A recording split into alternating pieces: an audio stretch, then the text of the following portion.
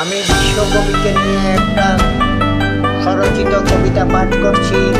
কবিতার শিরোনাম বিশ্বকবি। বাঙালির গর্বিত রবি বিশ্বকবি তুমি, বাংলা ভাষায় অনবদ্য সৃষ্টিতে তোমায় প্রণবী। তব সৃষ্ট কবিতা উপন্যাস গানে প্রেম প্রীতিময় প্রতিধ্বনি।